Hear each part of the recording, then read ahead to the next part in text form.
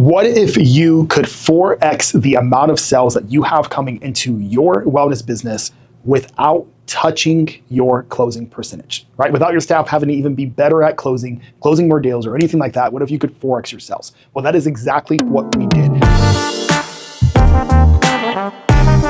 So we have business A and business B here, and I want to walk you through exactly how we help them 4x their sales, right? How we took them from where they're at right here to where they're at here now with the same exact amount of leads, the same closing percentage, but a 4x difference in the amount of sales made. And so if that's something that excites you, then I think you are going to love this video. I'm going to walk you through a training on exactly how do you double, triple, or quadruple the amount of closes that you're seeing in your business by focusing on two key numbers that involve your lead nurture process. So before we even dive into what we did and how we changed it, I want to walk you through the numbers itself. So business A and business B, same business, just two different situations. So when they first came to us, they were doing a pretty decent job with closing. 70% close rate. Their average ticket on these items are going to be $3,000 plus.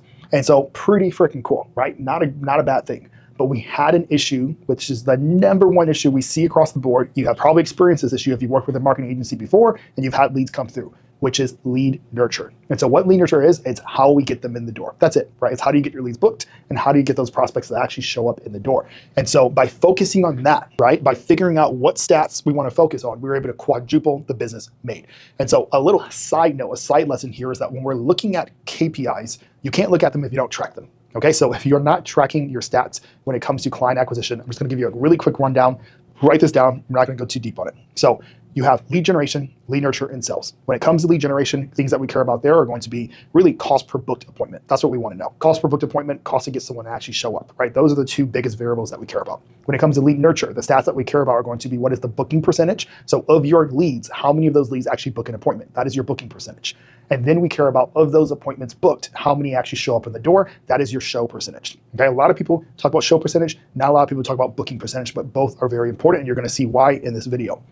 Then when we get to sales, we want to be able to track. The main thing is going to be closing percentage. The second thing that's very important is going to be the average cash collected at point of sale. So when they actually sign up that day and give you your credit card, how much are they paying on average? Okay, so if you're not tracking those KPIs, it's really hard to figure out which KPI do you focus on. And that brings me to my second point when it comes to KPIs. When this business came to us, you know what they wanted help with? How do they increase their closing percentage? They're at 70%, not a bad closing percentage at all. Industry average is usually around 50% for B2C wellness business owners. So they're already above industry average. And so when I look at a KPI and I see that's above industry average, we have to look at what is the leverage of effort. And so what I mean by that is that if we could get this from 70% to 80%, it makes a little bit of a difference, right? You're gonna get a little bit of a pop, they're gonna close more deals, that's going to happen. But the question I have for myself is the amount of effort it's going to take to go from already above industry average by 20% to 30% above industry average. With the bang for the buck that we're gonna get from that, is that worth actually focusing on right now? Or are there other areas, other KPIs where if we get a slight improvement, it's gonna make a much drastic difference? And so this is how you can look at your KPIs, understand what is industry average, which is if you are a growth partner client of ours and you're watching this business, that's a cool thing about being in the growth partner community. You're gonna know what industry average is. So then we can look at those KPIs and figure out which one gives you the most leverage, right? If that percentage were to change, what is the result, the output that you get from it? So let's break this down. So we have these same exact leads. This is the beauty of data that we have, is we're able to take a subset. And so this is going back 3 months, so 90 days. We're able to look at 675 leads that came in, right, where they were then. And then we were able to change some things that I'm going to show you what we changed. And then we were able to look at the next 675 leads and see the difference in the KPIs. The funny part is the closing percentage stayed the exact same at 70%. So we have business A, right? We have leads at 675. Booked appointments from those leads was 121. So that means that they have a 18% booking rate. Getting my math wrong here. So 675 leads, 18% booking rate means that they were able to book 121 people. And then from that, they had a 40% show rate. So that means that of these 121 people, they had 48 people actually walk through the door. And because of their great closing percentage, they were able to take 33 of those 48 people and close them on a package. And so we fixed the lead nurture issue, right? We put some systems in place, which we're gonna talk about. And then this is the outcome that we get from the next 675 leads. It's going to blow your mind. So the same leads, 675 leads, same advertising campaign. Nothing has changed there. So the quality of lead is not better, right? So stop blaming your quality of lead, okay? It does not make a difference. So 675 leads. We increased the booking percentage from 18% to 40%. And that means that now we have 270 people booked for appointments. But we didn't stop there. because we were like, let's just go for this, let's fix the lead nurture process, we also improved their show percentage. So their show percentage jumped from 40% to 60%. And so now what happens is we have 162 people, right? From the same campaign, same leads. We go from 48 people walking through the door to 162 people walking through the door. And then we end up with 114 close, almost a 4x improvement on the same ad campaign. Ad spend was a little bit higher here, right? Which is normal because this is during election season. We're later in the year. Ad spend is a little bit higher. So you do spend a little bit more on the cost per lead here, which is normal, not a big deal. So that's not 100% the same, but it's the same amount of leads generated, but a completely different picture on far as how many people actually closed. So if that excites you, if you think that that is important, let's do the math here. So I got my team behind the camera here. You got your phone on you? Okay, cool. So do me a favor. Multiply 33 by their average, which is 3,000. $99,000. So first lesson here is that that's still cool, right? To be able to spend and be profitable, to make $99,000 from 675 leads, not a bad game. But again, let's improve it. So now do me a favor, multiply 114 by 3,000. 342. Wait, what was that? 342,000. $342,000. Like 342K. So we went from $99,000 in new revenue to $342,000 in new revenue. Big difference, okay?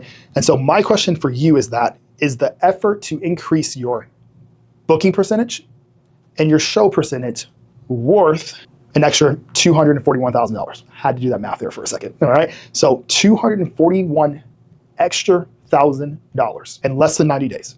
Do you think that is worth investing in improving your lead nurture system? How much would you spend to have an extra $241,000? Hell, I would spend an extra $100,000 to have that, but you don't even have to do that. This cost them 2 new employees and a manager. That's it.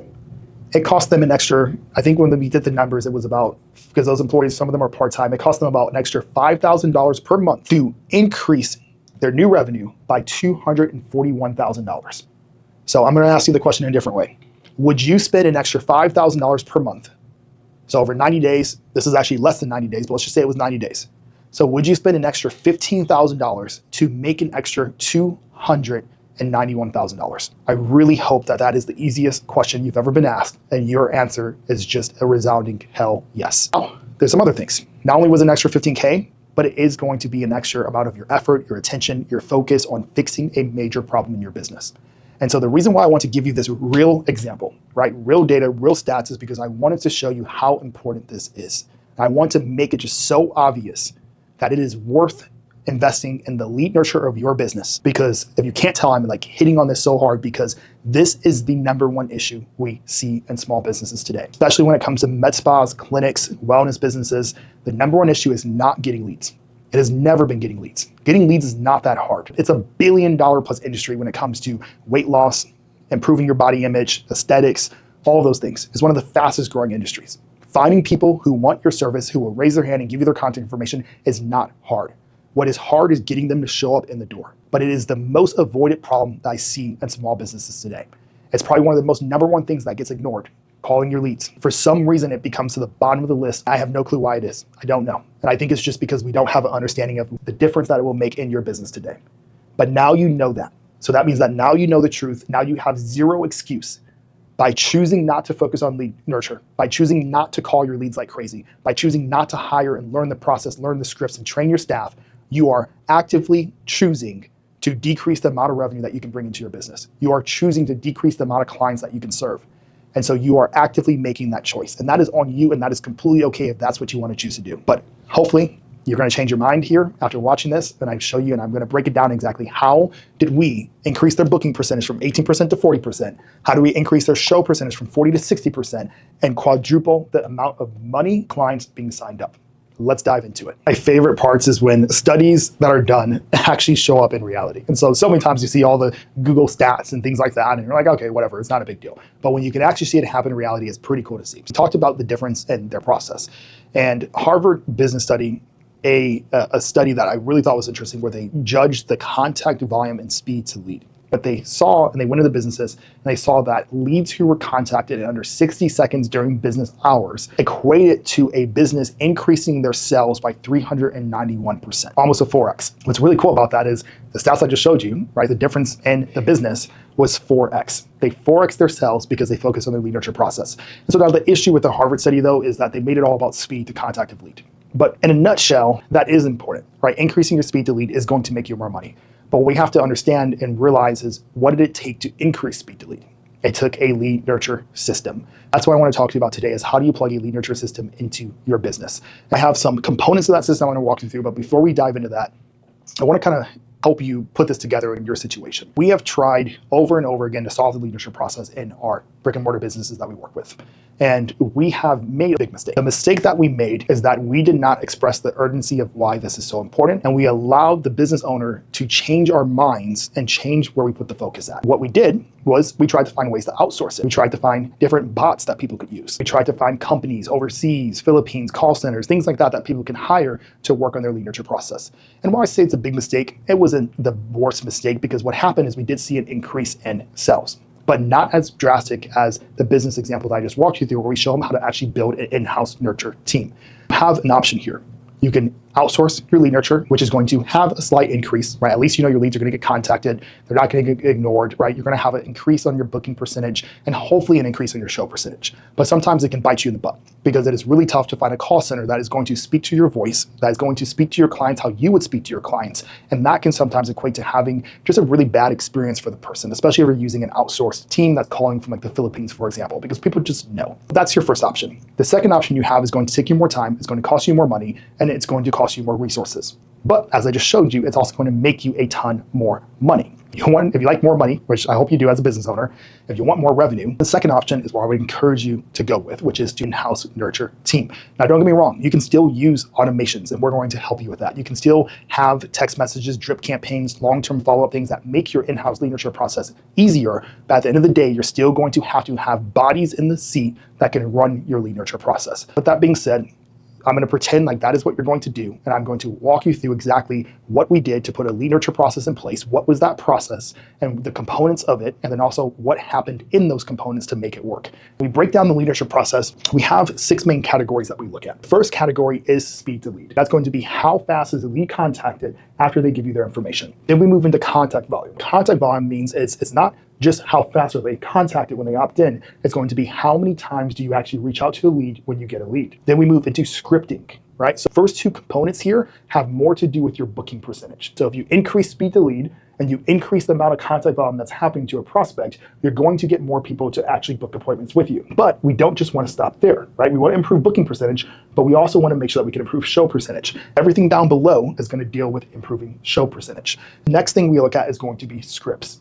The reason why scripts are so important when it comes to your lead nurture process is because the words we say on the phone is going to translate into their ability to show up and how they show up with expectations. And so if we're just like a doctor's office calling Susie, who has never interacted with before, it's like, Susie, I'm just confirming your appointment with Joe tomorrow at 3 p.m. Perfect, sounds good? Okay, perfect, awesome, we'll see you there. If that is our scripting or non-scripting, you're going to have a higher no-show rate. Words that we say in the phone call, the text message, all those things matter.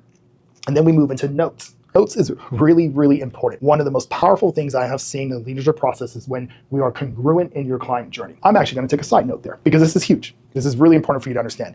Your client journey does not begin at point of sale. Your client journey starts with the first interaction that prospect has with your business. It's like dating, for example, right? My client journey with my wife did not start when she said, I do. The journey with her started throughout the entire dating process, throughout the first message of, hey, you want to go out for dinner, about how I interacted with her, the words that I was saying. All of those things are what started that relationship. It's the same thing for your clients. Your client's journey does not start after they give you money. Your client's journey starts from the first time they interact with your business, which is technically your marketing, but is for sure going to be what happens in your lead nurture process. Let's get back to it. With that being said, the notes are how you can elevate your client journey, right? If Susie walks through the door and she spoke with Deborah on the phone, and then Susie gets to Joe who's doing the consult, and Joe is able to speak to the conversation that Deborah had with Susie on the phone, how much more impressed is Susie going to be about thinking about your ability to take care of her as a client? The notes that we get on the phone matter, and these notes need to translate from the person who's doing the nurture to the person that's doing the consult. Then we move into confirmation process. We got them booked, and now we have to move into confirming that appointment. I'm going to walk you through exactly what we did there for the business that we tested this with. And then this bottom one here is not just for people that were booked, but also for other leads. It's going to be, what is our follow-up process? Maybe we call Susie. Susie's out of town this week. She's going to be back in town next week, right? What process for getting her back on the phone next week and getting her booked for a consult? Maybe Sally, right, had an emergency, had to pick up her kid. She was sick from school. He has to no-show her appointment. It sucks, but it's not the end of the world. If we have a great follow-up process to get that person who no-showed or canceled their appointment back on the books to be able to come back in the door. Follow-up is your catch-all for getting no-shows, canceled, and people that had to be delayed because they couldn't book right there on the spot back on the calendar. Having all of this in place, speed to lead, contact volume, scripts, notes, confirmation, follow-up. If you have this in place, you can 4x the amount of sales that you're having with the same amount of leads. Let's dive into each one specifically, talk about some overall concepts of what needs to be in place for each of these components to work.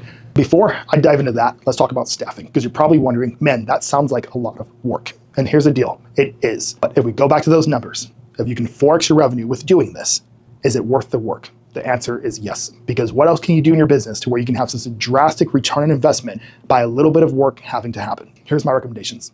I'm going to try and speak to people who are on multiple spectrums of where they are in business. Let's say you are solo, you're running by yourself, maybe you have one person that's helping you out part-time. My recommendation is that you do this first by yourself. I know you're like, what the heck, Josh? There's no way. I don't have time. I'm too busy. What are you too busy trying to do?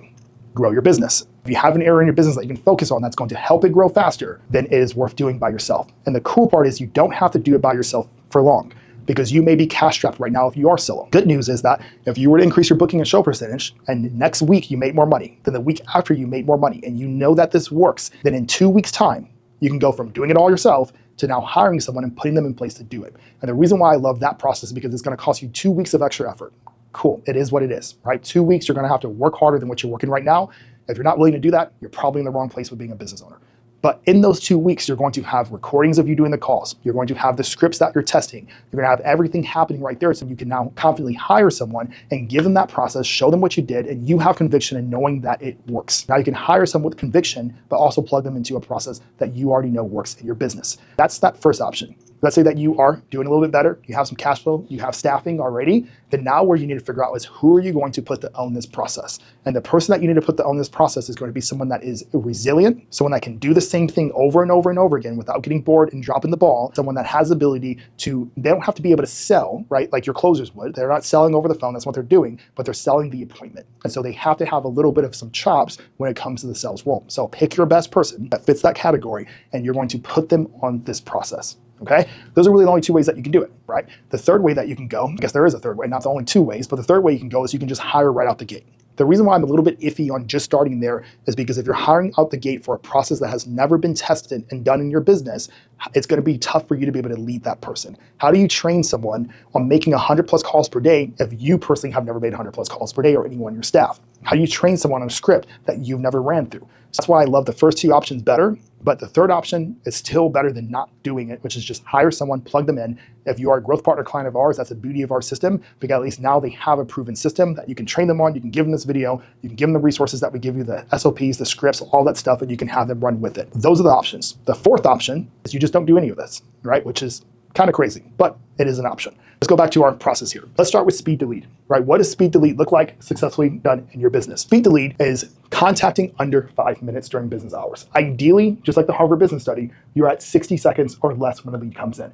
So this is why it's also important that someone has full ownership of this position, because if they're doing other things, if they're doing consults and all that stuff there, because I've seen business owners make that mistake where they make the person who's doing the consults also do the lead nurture. But if they're in 3 hours straight of consults, that means that you have a speed to lead that's going to be greater than 3 hours if they're actually booked out. That's not okay, right? That's very far off from the 60 seconds that we know that it will drastically increase your business if you can contact leads within 60 seconds. My metric here is that you want speed to lead to be at a maximum of 5 minutes during business hours. If you are over that, you need to fix that, correct that, and get that under 5 minutes.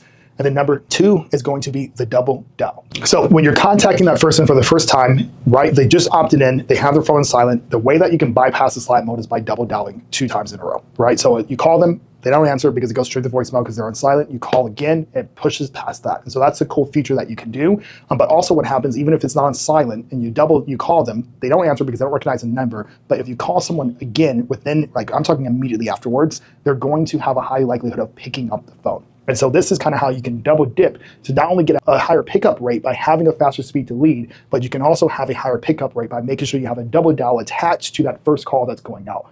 Okay. And so the reason why this is so critical is because it saves you a ton of time. You have probably experienced this before if you're not doing speed to lead properly, where you have a bunch of leads that come through, you don't contact them within 5 minutes, but you get some time in your day where you actually have time to pick up the phone and call leads. And so you're like, cool, we got 20 leads. Right? They've been here for a couple of days. Some came in this morning or some came in overnight.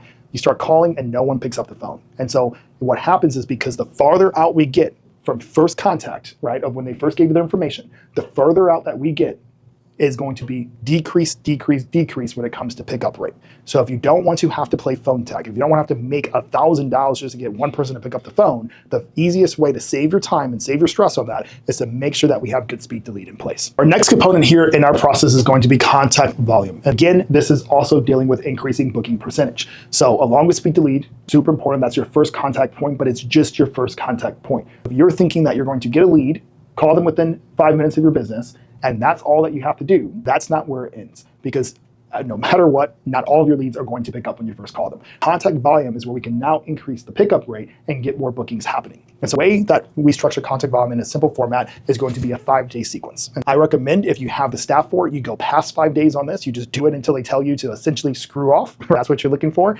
But if not, you can start with what we call a 5-day sequence. And the reason why I like 5 days is because we do see the higher likelihood of getting someone booked is going to be within the first week of them opting into your funnel. For 5 days straight, this is the pattern that we should follow. There should be 3 phone calls per day. Yes, 3. That means that if you get a lead, that lead for 5 days straight should have a minimum of 15 outreaches. That's going to sound like a lot, but I promise you that's what it takes. And you have to realize that your prospects have lives. They're busy, right? They might have children. They might have school pickup. They might have work. Hopefully they have work. If they don't have work, they probably aren't going to be the best prospect. They are busy with life. And so you may think you're being a stalker. You may think that, that's too much. I'm not going to call someone 3 times in one day. But I'm telling you this, if they are coming from a paid campaign, they gave you their information. They put their phone number in. This is like someone raising their hand and saying that they are interested in help. If you have someone raising their hand saying they're interested in help, you have every permission, every right to blow them up until they either tell you, awesome, thank you so much for reaching out. You guys call a lot, but I definitely have an interest in this. I'll go ahead and come in. Or they're going to tell you, hey, I'm not interested. Please leave me alone. Stop calling me. And then cool, you take them off your list. It's as simple as that. It is that black and white. Don't overthink this. Don't let your limiting beliefs on how many times you should be reaching out to someone or calling someone stop you from growing your business. 3x reach outs per day. Now, on these reach outs, if they do not pick up, I always recommend that the first reach out of the day in the morning is always a double dial. So it's not just the speed to lead first contact that's a double dial, it's the first reach out of the day. And then the rest of reach outs are just going to be just phone call and then phone call. And I recommend spreading it out. So you have morning, afternoon, and before end of business day. If you spread it out, it looks a little bit less stalkerish, a little bit less crazy, and then it's going to make them a little bit less upset with how much you're contacting them. 3 times reach outs. Now, after each call that is not answered, you want to have a text going on. Every single contact. So you call 3 times today and you get 3 no answers, there should be a text that's followed up to that phone call. You can leave a voicemail. We don't see voicemails work that well. Most people don't check them, okay? But text messages, if you call someone, you leave a text message, they are reading that text message. Text is really important. So you have the phone call, no answer, immediately followed by a text. And I recommend that once per day for 5 days straight, you are sending out an email as well. Think about it. If you have a lead now that was not getting nurtured before, and now they're getting 5 days of reach outs of 3 phone calls per day, up to 3 text messages if they don't answer the phone call, and then 1 email per day. It's going to drastically increase your likelihood of that person responding with either 1 or 2 things. Leave them alone, take them off your list, or perfect, thank you for reaching out, I'm interested, I'm going to come in the door. And that's how simple contact volume works. Our third component that we're going to focus on is going to be scripting. So scripting is going to deal with more of how do you get the person to actually show up, increase your show percentage. This is where the words of what you say on the phone, the words in the text message, all those things really matter. 4 components that I look at in this component is going to be qualifying, booking, tie downs, and text. What this looks like is going to be, you want to make sure that there is some type of qualification process happening on that phone call, because you don't just want to book anyone and everyone, right? If someone's not your avatar, if they're not the right fit for the service, if they're obviously not a candidate for medical weight loss, if they're not a candidate for sculpting or whatever you have there, then we want to make sure that we don't get those people booked. We actually get them off of the calendar, or we get them off of just being a lead. We need to make sure that we can qualify within that script. Then the other thing that has to happen is we have to have a script of how do we actually get them to book the appointment. This is a lead that has not already self-scheduled and we're calling to get them booked. That's going to be a different scripting process than a lead that did self-schedule and you're calling them more so to qualify and confirm the appointment. So see in this where you have your downloadable resources if you are a growth partner client of ours to where we give you these scripts so I don't have to make them up. But you want to make sure that your script includes qualifying and then the process for how we book. Now, the other thing that matters in your scripting process is what we call tie downs. This is going to feel a little bit salesy. It's going to feel like you're being annoying to your prospects, but this can drastically increase your show percentage. The tie down is it's just getting them to actually commit to showing up for the appointment that they just booked. Okay, Susie is on the phone with me. She just booked that appointment. She's cool. I'm gonna, she says she's booked it. She booked it for 12 p.m. tomorrow. Then like a tie down script is where I'm going to ask Susie. Here's a good example of one is like, Susie, awesome. So great. I got you down. Again, what time are you coming in tomorrow? 12 p.m. Perfect. You got it. Just making sure you're paying attention. Love that. Super excited to meet you. Susie, you are someone that like you keep your commitments. If you make a doctor's appointment, you show up to that doctor's appointment. Is that correct?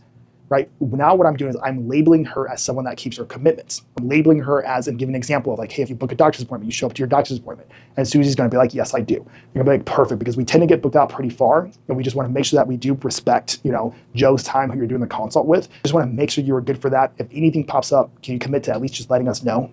Okay, perfect, awesome. We'll see you at 12 p.m. tomorrow. Super pumped to see you there. That is a tie down. That's when I'm labeling her. I'm double confirming that she can be there. And I'm giving that reason, which is also giving a little bit of scarcity of we get booked out pretty far. We want to make sure we respect Joe's time. And that is super important to have in your scripting process. And then now the text is going to be the follow-up text after we get them booked. We don't just want to get on the phone with them, qualify, book them, and tie down and leave it there. We want to also send an immediate follow-up text that's going to have the details of the appointment, where you're located, anything specific they need to know, and then just like a nice fun either picture, emoji, or something like that of like looking forward to seeing you tomorrow. We want to have a follow-up text too after we get off the phone with them here. And so all of these things will tie together with helping you increase your show percentage. So moving on to our fourth component, we have notes. And this one is very simple. It just takes an extra second of your staff's time or your time if you're the one doing this nurture process. And what this is where it comes into increasing your client experience. This is not necessarily going to increase your booking percentage or show percentage, but this is just going to make the quality of the experience of the client better and hopefully help you out on your closing process, which could increase your closing percentage, okay? The reason why, as mentioned earlier, I'm not a big fan of the word client journey is because it alludes to the concept of thinking that the client journey starts when they become a client. And really what happens is the client journey starts from first interaction with your business. When we are on the phone and we're qualifying, we're asking questions about, why are you interested in medical weight loss, or how long you've been trying to do this, or what's your goal? When we're asking a client a piece of information, that information that we get should always be documented, because there is nothing more frustrating for a client to have to tell someone one thing and then have to come in and speak to someone, tell them the same thing again, and then when they start service with you, have to say the same thing over again. They have to repeat themselves 3 times within the first 2 weeks of doing business with you. It's not a pleasant experience. And think about it yourself. How many times have you been on hold with customer service, talk with one person, they transfer you over to the next person, that person has no idea what you're there for, or anything like that, and you have to repeat your entire situation over again, and that gets you someone else, they follow back up with you in a couple of days, and you have to repeat your entire story again. How does that make you feel? It's a pretty frustrating experience. We don't want to do the same thing with our prospects. Any information that we collect on that phone call should be documented in your CRM, in the notes section, the way the person doing the consult, even if it's you, right? If you're talking to dozens of people, you're gonna forget by the time you get to the consult. Even if it's you booking for yourself, you still want to make sure that you leave detailed notes in the CRM. And then some other things that we can do here that increase client experience, I'm gonna give you an example, a water example, is we can also wow them. For example, on that phone when we're booking them, we can ask them, hey, would you like room temperature water when you come in, or would you like it to be cold? And then we can document their response. Say, oh, I like cold's fine, or room temperature's fine.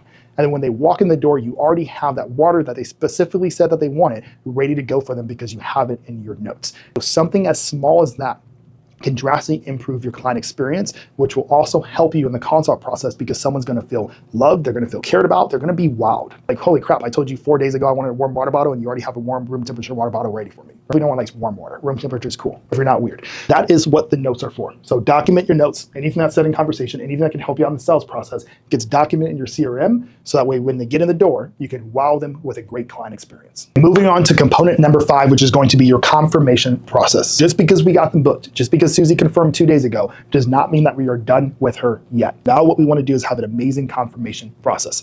The confirmation process is going to be really big for making sure we get increased show percentage. Because again, as I mentioned before, people get busy, they have lives, they forget, they have kid pickup, right? There's a lot of other things happening in their life. And so when it comes to that and then investing in themselves in their weight loss journey, transformation journey, sometimes the latter will take the back seat. We want to help avoid that by making sure we have a really good confirmation process in place. The confirmation process starts 24 hours before the appointment. 24 hours before the appointment, they should be getting some type of personalized reach out. I'm going to give you kind of best option to next best option. Best option is going to be where it is a video personalized text message. This will take you, if you have, let's just say you have an average of 3 consults per day, it's going to take you a minute per video. We're talking 3 minutes of your time to wow someone and increase the likelihood of them showing up. It's incredibly worth it. A simple way to do this is you just grab your phone, selfie mode, and hey, Susie, super pumped. My name is Josh. I'm one of the owners here at iCryo, and I'm so pumped to see that we have you on our calendar here for tomorrow. I just want to let you know that this is the place. You walk in here, you are in the right place. We're actually right next to our Starbucks. If you go in there first, you can bring me a coffee. That's more than fine. But anyways, I know you're busy, but just want to remind you about your appointment tomorrow at 12 p.m.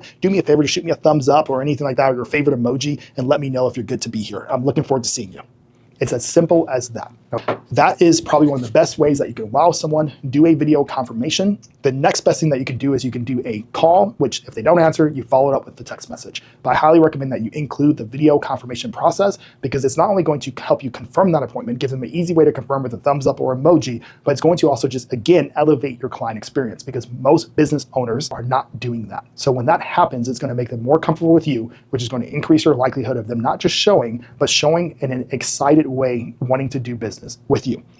Now, the next thing I already covered is we want to personalize that confirmation process. So that's a text message, putting in their name, putting in their location, maybe mentioning something about their goals that they told you when you first qualified and booked them. You want to have some type of personalization happening to this confirmation process. They don't feel like it's just an automated reminder.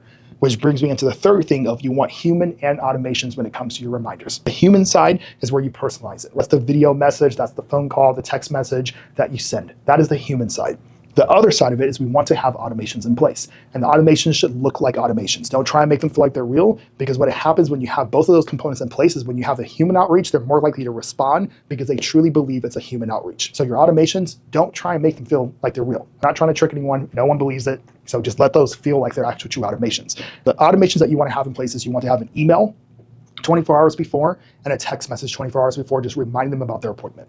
And then you want to go ahead and have one that's going to be an hour before, an email as well, and a text message. And these are just the automated general, hey, just reminding that your appointment's here, here's the address, looking forward to seeing you there. Have a component of both, but you have to have a confirmation process in place. So we are in our sixth and final component of this lead nurture system, and that's going to be your follow-up component. Follow-up is pretty straightforward. Just do it. That's it. You have a couple of different buckets that you have people that fall in. You'll have the lead that you contact, you got them on the phone, they were at work, they said, hey, can you call me back? Make a note in the CRM, move them to your follow-up bucket, and make sure they actually get followed up with. And then you have the person who maybe no-showed their appointment. And the third bucket we have is the person that had to cancel or reschedule. So they actually contacted you. They didn't just no-show an appointment. Those are our 3 buckets that we have to deal with when it comes to follow-up. But the goal is still the same, is to get them back on the calendar and get them in the door. The easiest follow-up process that I have found is using social proof. Okay? If you're just constantly calling someone like, hey, I want to get you back on the phone, or hey, just following up, that's where we sound very salesy, and people usually just start to avoid that, ignore it, or they tell you to stop. My favorite follow-up process is just to use social proof. The tactical way to do this is to get screenshots, and if you have one, a video testimony. And so if you don't have any of this already, here's the easiest way that you do it. Go to your Google, go to your Facebook, go to your Yelp, and take screenshots of your reviews that clients have left. Obviously, use 5-star reviews. Don't use the 3-star angry person who you pissed off last week. Use the best reviews, find them, screenshot them. And if you can make the social proof that you use specific to the goal of the prospect, if you know it, that's where you level up. That's even better. Okay? If you have before and after pictures, right? Take screenshots of that, save them on your phone or your staff's phone who's going to be doing the nurture, or in your CRM. Okay? If you have a short testimonial video, the reason I say short is because you don't want to send or text someone a video that's over 60 seconds, 2 minutes long. I wouldn't go past 2 minutes. Okay? But all of these things are easy things to reach out to someone. It's like, hey, just saw this client testimonial come in and made me think of you, ready to get you back on the calendar. Just use social proof in your follow-up, and then it's going to make it a lot easier to get someone to respond, get motivated, and say, okay, finally, fine. You've sent me 5 different things. I'll go and answer the phone and get booked today. Okay, so follow-up is super important. This is your catch-all bucket. This is where you can follow up with people.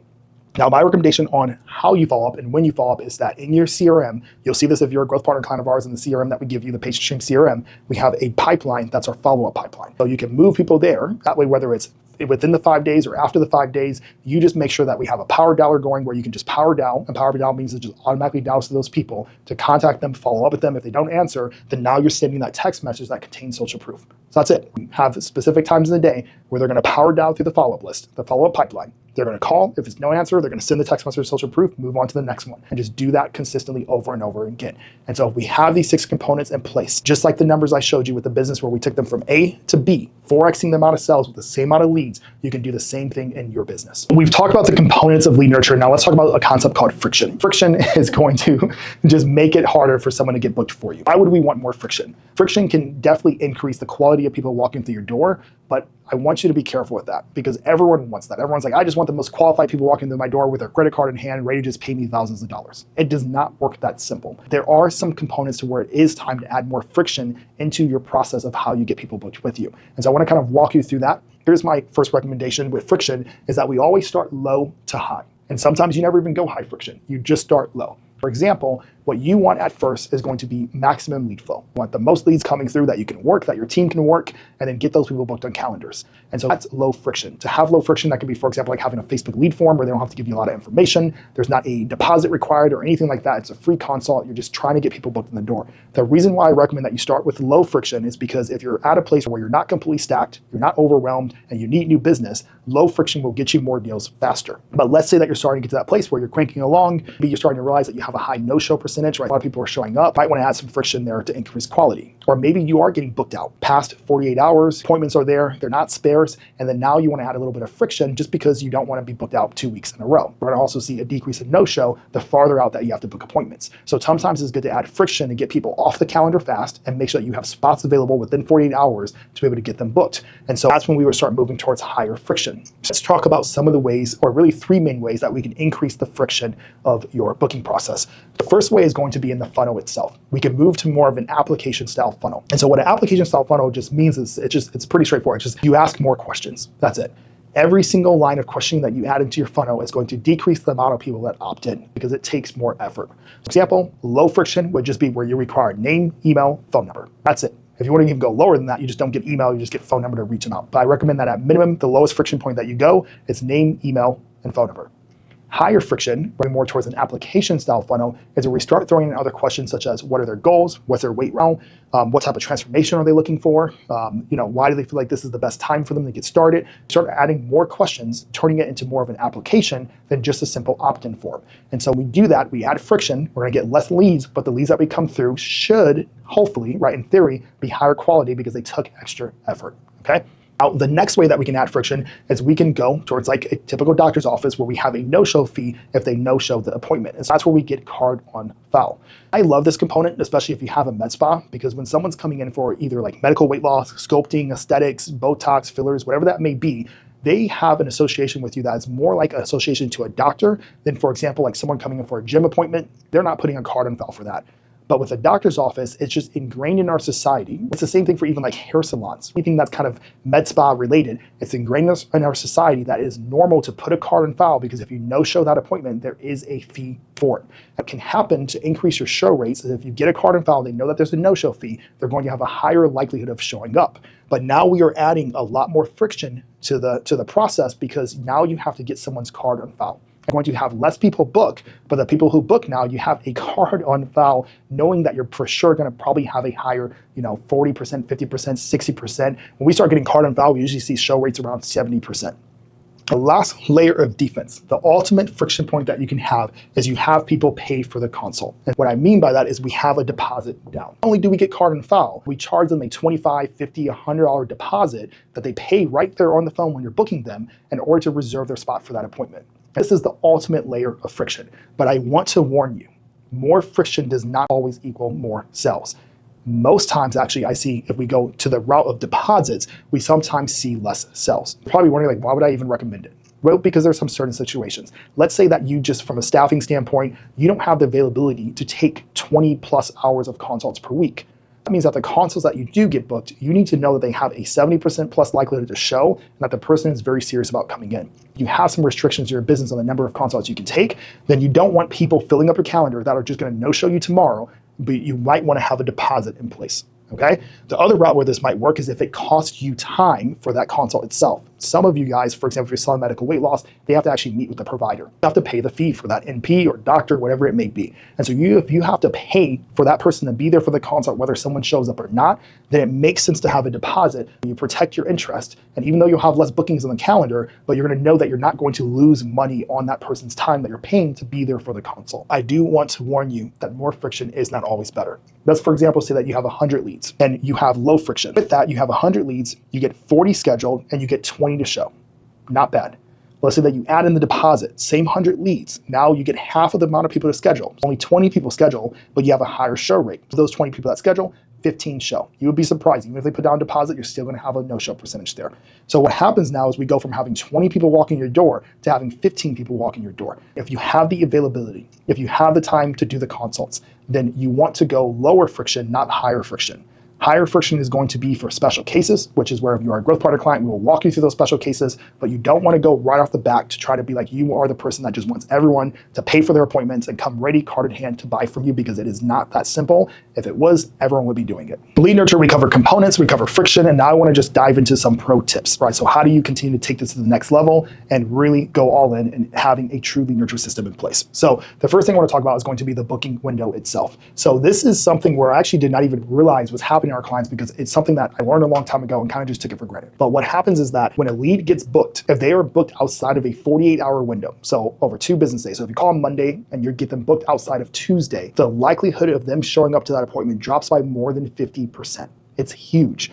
And so if we know that, then what we want is we don't just want speed to lead, but we also want speed to booking. And so you want to make sure that you do your best. And this is why the person on the phone needs to have a little bit of sales chops, right? Because they're selling this appointment. You want people to book within a 48-hour window. The easiest way to make this happen is you just treat it as if it's a non-negotiable. Like, hey, we have this time tomorrow open or this time open. We get booked out pretty fast, but I see these 2 slots. Which one works better for you, right? So you give an A-B option, right? You just give 2 times for tomorrow that are open that they can get in, and you have them choose from one of those times. And then if they push back against that, then now you go for the next best, next closest time. But what you don't want to happen is you don't want to give someone a choice, right? Because if you give someone a choice of when they want to come in, what are people naturally going to do? They will always delay, delay, delay. If you just ask me straight up, hey Josh, when do you want to get coffee? I'm going to pick the farthest time out that I can think of to be able to put that thing off. And if I put it off, I have a higher likely chance of no showing that appointment. So 48-hour booking window. If you can't make this happen, then this might be time where you need to add more friction, or you need to figure out how to increase your availability to where you can take consults within 48 hours.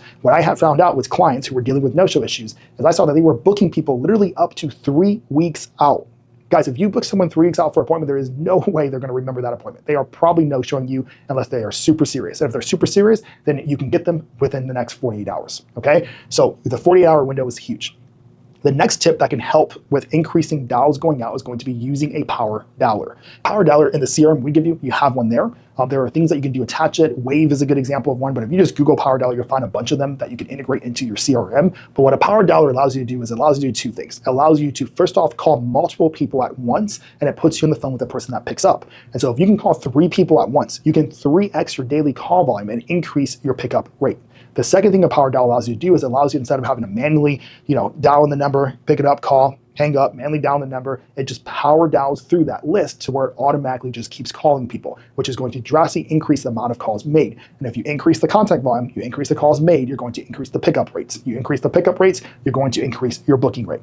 Okay, so power dialer can be huge for you. So if you're not using a CRM, use a CRM, okay? If you're calling from a landline or you're calling from the cell phone, you are being very inefficient, which is going to decrease your call volume. And the way that we have seen this, which is amazing, same case study that we used with the person before that I gave you, the business A to business B, they 3x the amount of daily calls by just simply adding in a power dialer. Okay, so the next one here is going to be KPIs that you should track if you want to go a lot deeper. So the 2 non-negotiable KPIs that you should be tracking will be your booking percentage and your show percentage. Okay, so again, you get 100 leads, you get 40 of them to book, you have a 40% booking percentage. Of those 40 people, you get 20 to show, you have a 50% show rate. Okay, so these are non-negotiable. Track these KPIs. But if you want to be able to have more data to increase lead nurture and improve what's happening there, the other 3 things I recommend that you track are going to be number of daily dials. How many dials is your team actually making per day? Okay, beautiful part about having a power dialer in a CRM is it automatically tracks the dials that go out. So you can see clearly what it is, right? So I don't have to manually track it, because manually tracking, dials, it's going to be inaccurate, and it's probably just it's just tough to track too. Dials are what we're tracking. Then from there, we can track a pickup percentage. So of these dials, how many of them actually pick up the phone? Okay, that is our pickup percentage. you want your pickup percentage to be somewhere around 20% on average for B2C. Okay, so if you know that your pickup percentage is lower than that, then now you know where you need to put your attention to improve your lead nurture system. And then from there, we want to know quality conversations. So of the people who pick up, how many qualified conversations are they actually having? Okay, and so if we know these three things on top of booking percentage and show percentage, we have the key data that we need to be able to always figure out where's the hole in your lead nurture system and how can you fix it. Okay, so moving over here. So drip campaigns. Drip campaigns are awesome because not every lead you get is going to come into your business. Okay, not every lead you get is not in the right moment of life where they're ready to commit, and they're not even ready to commit to an appointment. But the cool part about weight loss, transformation, health, all those things is that on average, 3 times a year, someone is ready to start their journey. And so maybe when they gave you their information now, they weren't ready. But maybe 3 months from now, they are ready. And so the cool part about using a CRM is that we can have drip campaigns that go out to all of your leads who never get booked. So this is where we're sending emails, text messages, right, on a cadence of really it should just be forever until they opt out. But that way they're constantly getting reminders about your business so that when they are ready to pull the trigger and take action, who are they going to choose? They're going to choose you. Because there is nothing more frustrating than you paying for that lead, paying for your team to nurture them for 5 days, and then leaving them there, they're dead in the water, and then 2 months down the line, they're ready to take action, they have forgotten about your business, they find the next Facebook ad, they click on that, and next thing you know, now they're a client of your competitors. Having drip campaigns is where we can keep people alive. This is where you can turn your ad spend into more money by making sure we are consistently following up automatically with those leads that never get booked. And the last thing here is testing. Testing is so important, but testing cannot happen unless you have your process in place. So unless you're tracking the stats, unless you have your scripts that are consistent, have people doing consistent activity every day, testing doesn't matter because you don't know what to test and you don't know the results of that test. But when you have this process in place, now there's something beautiful that we can do, which is we can test different messages. We can test messages in the drip campaign. You can test the script on what they're saying when they call a lead. You can test the text messages that get sent out by the person, right? All of those things can be tested. And I recommend that you always test one thing at a time so you can see what does that test do to your KPIs. Okay, this is really cool. We do this in marketing all the time. Like by just changing a headline, one sentence, we can increase the amount of percentage of people that will book an appointment. You can now do this in your business because you have the components in place and you're tracking the right KPIs. And that is how you can consistently improve your process. And that's how you wake up one day and you have a 40% plus booking rate and a 50% plus show rate, which is going to drastically change the value that each lead is worth to your business, which allows you to spend more on marketing, which allows you to scale. It just becomes this snowball thing to where you can keep growing and outpace your competitors. We went deep on lead nurture. It's a lot, right? But I hope that you see the value of it and why it's worth it. Because if you can forex your sales, if you can increase the revenue that you're bringing in, you're going to drastically improve your business. And so this is worth it. Whether it's you having to just get in the grind season for a couple of weeks and do it yourself until you can hire the right person, or taking a staff member and putting their attention on this, or hiring a new person, it is worth putting this process in place. So go out there and make it happen. Until the next one, guys, please subscribe if you like this value, if you want more tactical content like this. If there's anything else in your business that you're looking for some advice on, drop it in the comments. I will be looking forward to seeing that and making a video specifically for you. I'll see you on the next one.